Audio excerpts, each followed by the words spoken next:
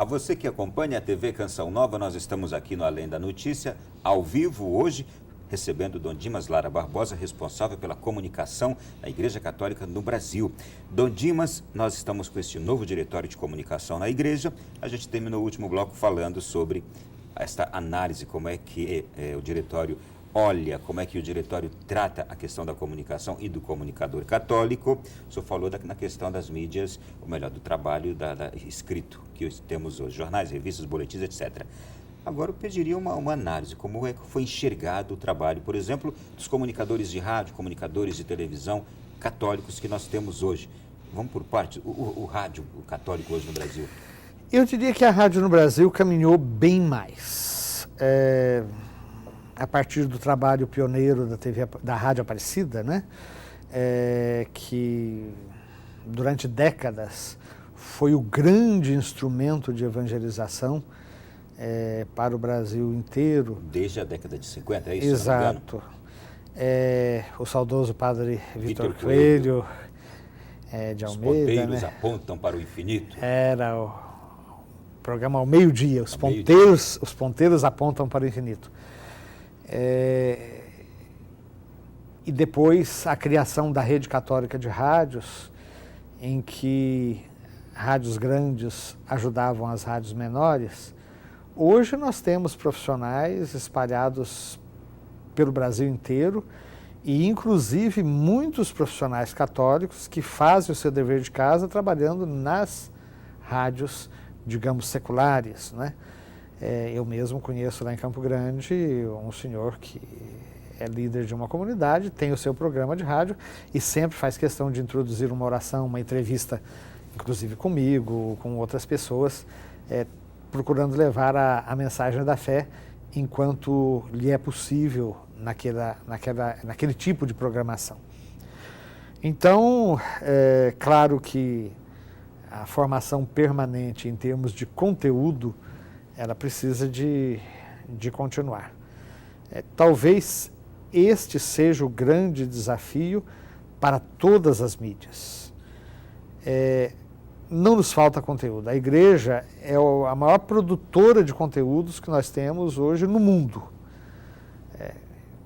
A tecnologia não deveria ser um problema para nós, uma vez que os jovens já nascem manipulando instrumentos, claro, normalmente mais vinculados às novas mídias, mas que os habilita e muito nessa mesma produção de conteúdos. Talvez nunca na história a juventude produziu tantos textos, documentários, fotos e vídeos quanto hoje. E isso quase faz parte do seu cotidiano. Agora, então o grande desafio é saber transformar os conteúdos da fé em uma linguagem adequada às diversas mídias. Então aí sim nós temos programas de rádio de excelentes qualidades e temos radialistas e inclusive padres que atuam na rádio fazendo um bem muito grande. Aliás, cresceu muito a atuação de padres no rádio e padres que se sobressaíram de maneira imensa.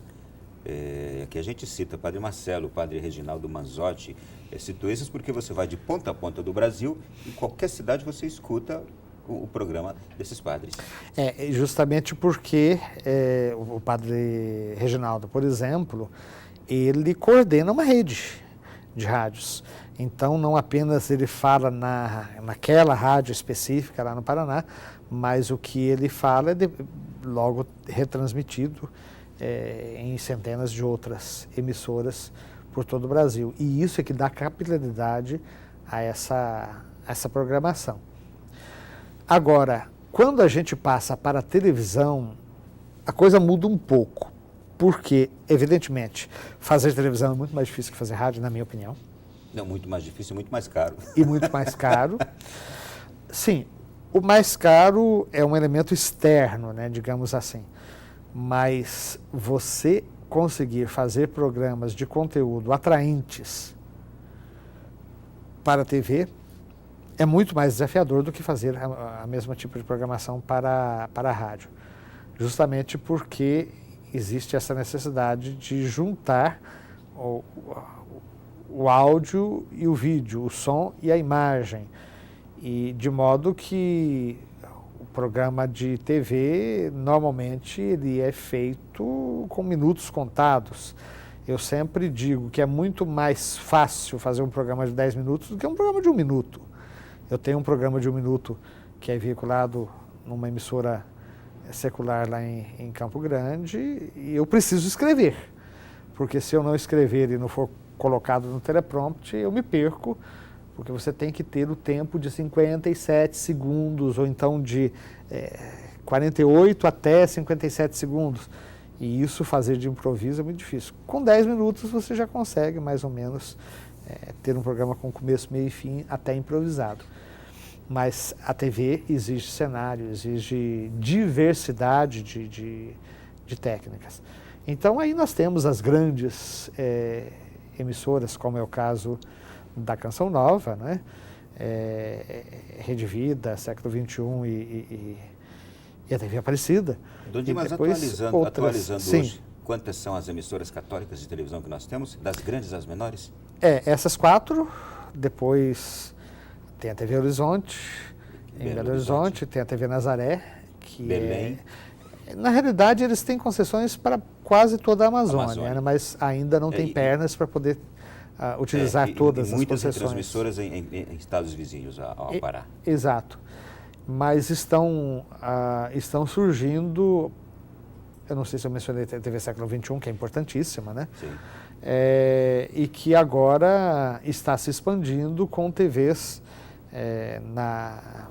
no Vale do Jequitinhonha, agora começando também com uma outra emissora lá no sul de Minas. O próprio padre Reginaldo Manzotti também, não é? Lá em Curitiba e Maringá? Está também com uma emissora, sim. Lá em Campo Grande nós temos a TV Imaculada, que funciona. Se eu não me engano, os franciscanos no sul do Paraná, no oeste do Paraná? Isso eu não saberia lhe dizer. Pois, muito bem. E esta comunicação hoje, feita pelas emissoras católicas, como é que é vista nesse diretório? O que o diretório diz? Ele insiste com os princípios gerais, a teologia da comunicação é a mesma, a ética da comunicação é a mesma, a necessidade de educação para a comunicação é a mesma, a preocupação com as políticas são as mesmas.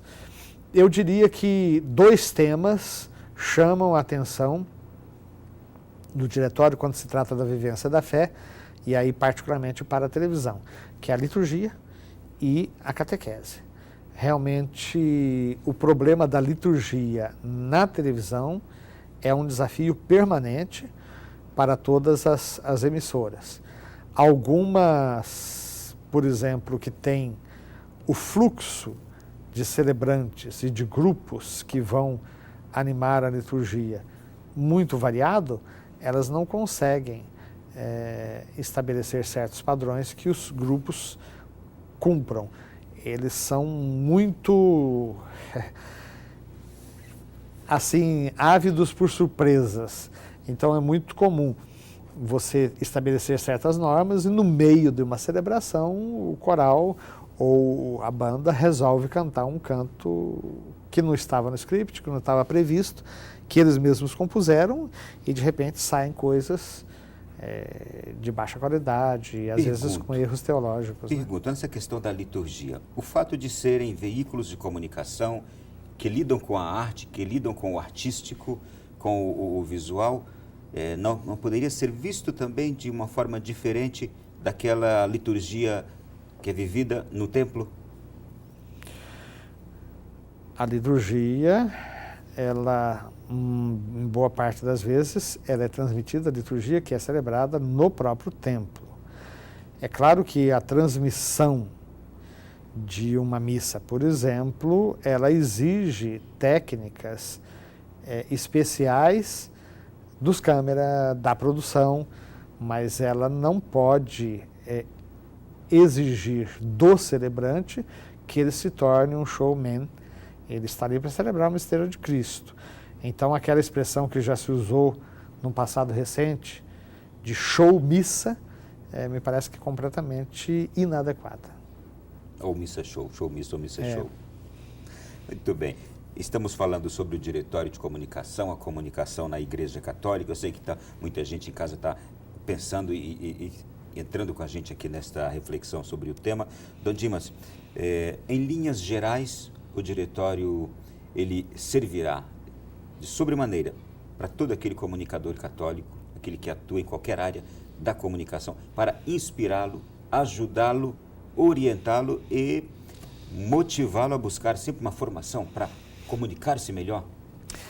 Veja bem, o diretório, ele, embora tenha sido feito por um grupo de uns 14 professores de comunicação, ele é necessariamente algo sintético. Você não pode ter um diretório que seja muito longo. Nós queremos agora começar a produzir textos, subsídios, abordando cada um dos temas, né? Você não vai falar sobre teologia da comunicação em 5 páginas, 6 páginas, como é o caso do diretório. Você pode escrever teses de doutorado sobre esse tema. Então, me parece que é muito importante agora estar favorecendo a reflexão de tal maneira que outras pessoas possam estar desenvolvendo cada um desses temas de modo que os comunicadores tenham um material mais farto e mais variado. Agora, sem dúvida que o diretório pretende sim ser esse ponto de apoio, de partida para a formação, para uma certa padronização na linguagem e nos conteúdos e como incentivo de uma formação permanente, é justamente para isso que ele foi escrito, né? Tem um capítulo especial aqui que fala das PASCONs, da Pastoral da Comunicação. E a gente sabe que hoje a comunicação, para ser feita, não é necessária mais, por exemplo, um instrumento como a câmera que a gente tem aqui diante de nós, ou o microfone que a gente tem dentro de um estúdio de rádio. Hoje se pode fazer comunicação, e uma boa comunicação, de casa, de uma sala, de um escritório. E se alguém pode se tornar um grande comunicador dentro do seu próprio ambiente, ali onde vive ou onde trabalha. A Pastoral da Comunicação vista aqui, ela visa também, além daquilo que já é atuação na paróquia, mas despertar esse entendimento? Eu diria o seguinte, a PASCOM, ela deve ser uma ação transversal dentro da igreja. Por exemplo, a homilia, o espaço celebrativo, a sonorização das igrejas, tudo isso é comunicação. Uma homilia bem preparada, ela ganha e muito, e é um dos espaços privilegiados que nós temos, porque temos ali um público que toda semana, quando não todos os dias, está presente para celebrar o mistério da fé. Pio XII dizia que a liturgia é o principal instrumento de tradição, porque a igreja ali, ela transmite pela convivência com o mistério tudo que ela é e tudo que ela crê.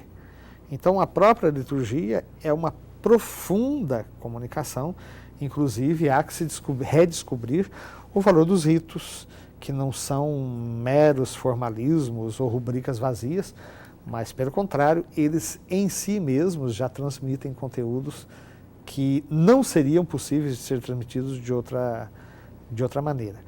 Então, aqui me parece que entra um trabalho muito importante de uma pastoral da comunicação.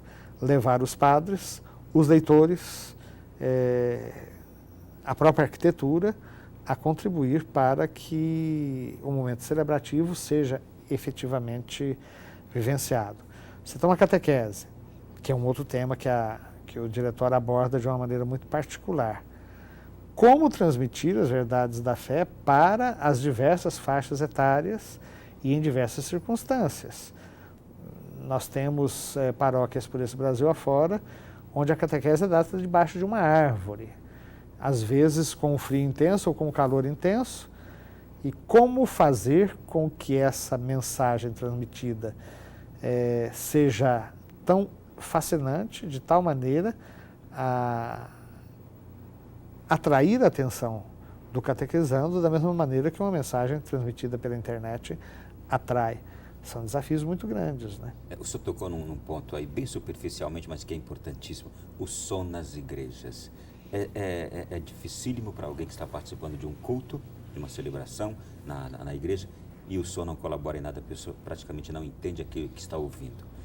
Também isto trata da questão da comunicação. Sem dúvida, sem dúvida. Esse é um elemento muito importante. Então, por isso que eu digo, a PASCOM, ela não deve ser apenas uma atividade a mais que vai ser responsável pela criação do boletim informativo da paróquia, ou então a diocese tem uma rádio, então a PASCOM vai trabalhar em programas específicos daquela rádio, ou vai elaborar o site da diocese ou da paróquia. É muito mais. É claro que essas iniciativas concretas de comunicação, elas exigem profissionalismo, exigem uma competência extra. Mas tão importante quanto ter meios específicos de comunicação é ter a cultura da comunicação disseminada. Muito bem. Eu quero agradecer a Dom Dimas Lara Barbosa. Já se passaram 1 hora aqui, viu? E o nosso programa já acabou. Quero agradecer a você que esteve conosco também, mas o diretório já está à disposição de todos nós, nas livrarias católicas, na CNBB, no site da CNBB você tem todas as informações. Procure Diretório de Comunicação da Igreja Católica no Brasil, não é isso? Exato. Obrigado, Dom Dimas. Eu que agradeço pela oportunidade. Prazer foi todo nosso. E a você de casa, o nosso muito obrigado também. Mais informações sobre este programa e outros assuntos ainda, além da noticia.net é a nossa página. Até a semana que vem com mais um programa. Fique com Deus, boa noite e bom sono.